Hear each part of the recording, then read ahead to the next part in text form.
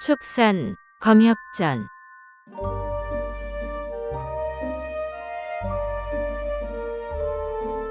35화. 한밤의 습격. 밀실의 여곤윤을 가두자 어둠이 짙은 한밤중에 갑자기 비검이 날아들어 간담이 서늘해지고 불당에 이파가 들어서자 누런 안개를 뿌리지만 돌연히 우레가 진동하며 요법이 흐트러지네.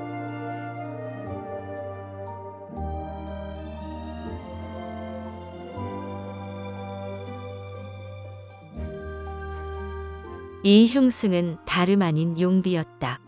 유연랑 등과 모의해 미양으로 서국주를 혼절시켜 밀실에 가두는 계략을 꾸민 그 용비이다. 사실 처음에는 잘못된 일이라고 생각했으나 천성이 웅탕하고 고집불통인데다 유연랑과 소련이 계속 부추기는 바람에 선을 넘고 말았다. 이때까지만 해도 훗날 이 일로 인해 명을 재촉하게 될 줄은 꿈에도 몰랐다. 그런데 용비는 왜 이제야 나타났을까? 본래 저녁나절에 술 한잔 걸치고 서국주의 순결한 원기를 취할 겸 한바탕 재미를 보려던 참이었는데 느닷없이 법원이 달려왔다. 법원이 수차례 설득하고 말렸지만 용비는 이미 엎어진 물이라며 고집을 꺾지 않았다. 그렇게 계속 실랑이를 벌이다가 하마터면 큰 싸움이 벌어질 뻔했다. 마침 아미파가 쳐들어와 위기에 몰렸으니 빨리 도와달라는 정갈이 왔다. 용비는 집안 싸움을 할 때가 아니라 여겨 황급히 대전으로 달려갔고 주경훈과 선남을 보자마자 구자모 우몽검을 날렸던 것이다. 사술과 요법이 뒤섞인 구자모 우몽검의 위력은 실로 대단했다.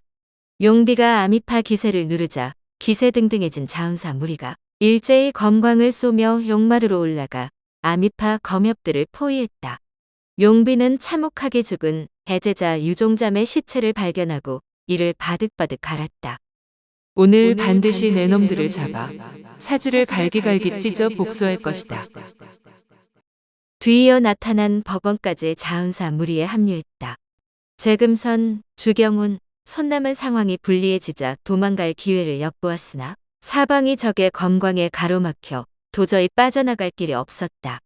용비의 검광을 막을 수 있는 사람은 재금선뿐이고 주경훈과 선남이 힘을 합쳐도 법원을 상대하기가 쉽지 않았다. 여기에 지통과 나머지 사람들도 계속 검광을 날리고 있으니 결코 무시할 수 없었다. 아미파 검협의 검광이 상대의 기세에 눌려 점점 빛을 잃고 밀리기 시작했다. 세 사람은 적의 검광을 막아내느라 숨이 턱까지 차오르고 등에 식은땀이 흘렀다. 재금선은 갑자기 사라진 소화상이 너무 원망스러웠다. 더는 못 버티겠다 싶을 때 호쾌한 웃음소리가 들렸다. 하하하, 금선사제, 걱정할 것 없어. 여기 사저들이랑 내가 지켜보고 있다고. 이 말과 함께 남쪽에서 금색 검광 두 줄기의 푸른 검광과 하얀 검광이 각 하나씩 날아들더니 소화상, 재영운, 주문, 오문기가 나타났다. 순식간에 상황이 역전되어 아미파가 다시 기세를 올렸다. 소화상은 고행두타에게 무용검을 전수받았으나 아직 최고 경지에 이르지 못한 터라 무용검둔으로 몸을 숨길 수 있을 뿐 고행두타처럼 몸을 숨긴 상태에서 검을 쓰지는 못했다. 처음 계획대로 자운사 무리를 밖으로 유인한 후 재금선이 원앙병력검이 천하제일이라고 자랑하던 말이 생각나 얼마나 신묘한지 구경하려고 일부러 몸을 숨겼다. 잠시 후 재금선이 애타게 불러나가려고 했으나 때마침 주경훈과 손남이 합세해 전세가 역전되었다.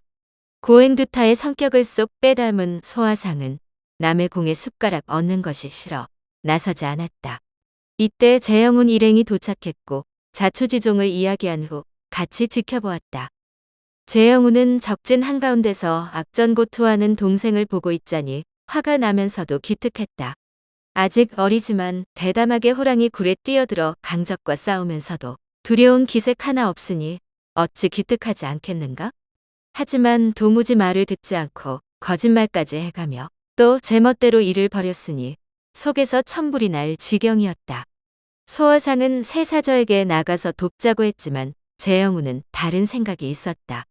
세상 무서운 줄 모르는 동생이 제멋대로 날뛰다가 큰 화를 당하지 않을까 늘 걱정이었는데 마침 상대편에 특별히 대단한 실력자가 없으니 조금 더 혼쭐나게 내버려 두면 조금 정신을 차리지 않을까 싶었다. 일단 용마루 뒤에 숨었다가 정말 위급할 때 나가자. 처음에는 큰 문제가 없었다. 재금선, 주경훈, 손남이 제법 잘 싸웠다. 그런데 갑자기 용비가 나타나 구자모 의문검을 날리자 주경훈과 손남의 검광이 바로 힘을 잃었다. 원앙병력검이 아무리 강력해도 재금선 혼자 사방에서 날아드는 검광을 막아내기는 역부족이었다. 상황이 급박해지자 소화상이 재영훈의 지시를 기다리지 않고 팔을 쭉 뻗어 검광을 날렸다. 거의 동시에 상대편에서 날아온 법원의 붉은 검광이 소화상의 검광과 맞부딪혔다. 재영훈, 주문, 오문기도 힘찬 기합과 함께 검광을 쏘며 날아올랐다. 지원군의 등장으로 다시 사기가 오른 재금선, 주경훈, 손남이 앞쪽을 전담하고 재영훈 등이 뒤를 맡았다. 제씨 남매의 검은 사술이나 요법이 통하지 않기에 구자모 의문검을 막아낼 수 있었다. 소화상은 법원이 붉은 검광을 5줄기로 늘리자 똑같이 금빛 검광 5줄기를 날렸다. 금빛과 붉은빛 10줄기가 한데 뒤엉켜 한치의 양보도 없었다. 주문 오문기 손남 주경훈이 나머지를 상대했다. 법원은 아미파 젊은 검엽들을 상대하며 내심 놀라지 않을 수 없었다. 지금 이 녀석들은 비록 자신보다 한 수 아래이지만 어린 나이를 감안하면 실로 대단한 실력이었다. 이 어린 것들이 이 정도라니 앞으로 얼마나 더 대단한 놈들이 나타날지 걱정스러웠다. 한편 계속 보이지 않는 두 사람, 유덕과 망두타는 밀실에서 양화와 다른 음료를 끌어안고 한창 재미를 보고 있었다. 그런데 두세 사람이 잇따라 달려와 급보를 전했다. 대전에 젊은 아미파 검엽들이 침입했는데 실력이 만만치 않으니 빨리 나오라는 전갈이었다. 젠장 한창 달아올랐는데 조모래기들이 동정 좀 살피러 온 걸 가지고 웬 호들갑이야? 사람이 그렇게 많은데 꼭 우리까지 불러야 해? 처음에는 대수롭지 않게 여겼는데 계속 급보가 날아들었다. 이미 사상자가 여럿이고 용비와 법원까지 나섰는데 고전을 면치 못한다는 말을 듣고서야 예산일이 아님을 알고 바로 망두타를 불러냈다. 하지만 망두타의 첫 반응도 유덕과 다르지 않았다. 실오라기 하나 걸치지 않은 채 무의를 품고 온갖 추작을 부리며 한창 흥이 오른 터라 나가고 싶은 마음이 손톱만큼도 없었다. 그래서 옷을 찾는답시고 일부러 허둥거리며 늑장을 부렸다. 유덕은 재촉하며 기다리다가 또 정갈이 오자 안 되겠다 싶어 먼저 달려갔다. 망두타는 기다렸다는 듯이 다시 옷을 벗어 던지고 굶주린 호랑이처럼 무희에게 달려들었다. 으흐흐, 우리 이쁜이 다시 안아보자. 아미파고 뭐고 난 당장 내 배 위에서 죽으련다. 흐흐흐. 잠시 후 이 말은 그대로 현실이 된다. 말이 씨가 된다는 옛말은 절대 틀린 말이 아니다. 다시 대전 상황으로 돌아가자. 유덕은 한바탕 정사를 치르고 갑자기 정가를 받은 터라 옷도 제대로 걸치지 못한 채 정신없이 대전으로 달려갔다. 정원을 지나는데 교룡이 춤추듯 온 하늘을 뒤덮은 형형색색 검광 수십 개가 보였다. 그중 붉은빛과 자줏빛 두 줄기가 유독 눈에 띄었다.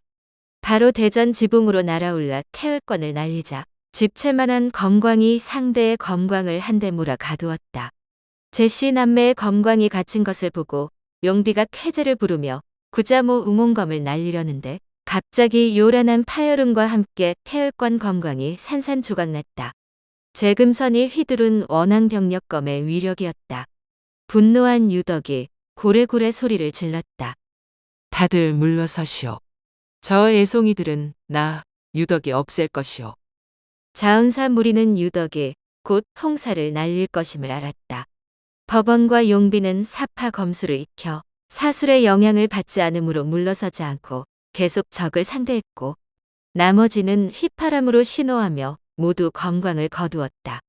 유덕이 공중으로 높이 솟아올라 홍사를 뿌리자 순식간에 하늘이 어두컴컴해졌다. 우르르 쾅쾅 벼락 소리가 천지를 뒤흔들고 달과 별을 가려버린 누런 안개와 붉은 구름이 재영운을 비롯한 아미파검협 7명 머리 위로 내려앉았다. 안 돼. 소화상은 본래 재금선을 데리고 무영검든으로 빠져나가려 했으나 거리가 너무 멀었다. 너무 급박한 상황이라 어쩔 수 없이 홀로 자취를 감추었다. 재영우는 유덕의 행색이 범상치 않아 처음 나타났을 때부터 눈여겨보고 있었는데 자기 편에게 물러서라고 외치는 것이 아닌가? 곧 요법이나 사수를 펼치겠구나 싶어 대비를 하고 기다렸다. 잠시 후 홍사가 엄청난 기세로 덮여오자 서둘러 오은 신교망을 손에 쥐었다. 홍사가 지처까지 내려왔을 때 오은 신교망을 머리 위로 던졌다. 순간 집채만한 오색 구름이 피어올라 머리 위를 덮고 홍사가 내려오지 못하도록 막았다. 법원과 용비는 오늘이 아미파 녀석들의 제삿날이 되겠구나 생각하며 혹여 재검광이 망가질까봐 서둘러 거둬들이고 가만히 상황을 지켜보았다. 재영우는 홍사를 보고서야 상대가 유덕임을 알았다. 하여 모든 검광을 거두게 하고 오은 신교망으로 사제와 사매를 보호했다. 오은 신교망은 정말 신묘했다. 겨우 한시름 놓고 머릿수를 헤아리는데 소화상이 보이지 않았다. 소화상의 안위가 걱정스러웠지만 달리 취할 방법이 없었다.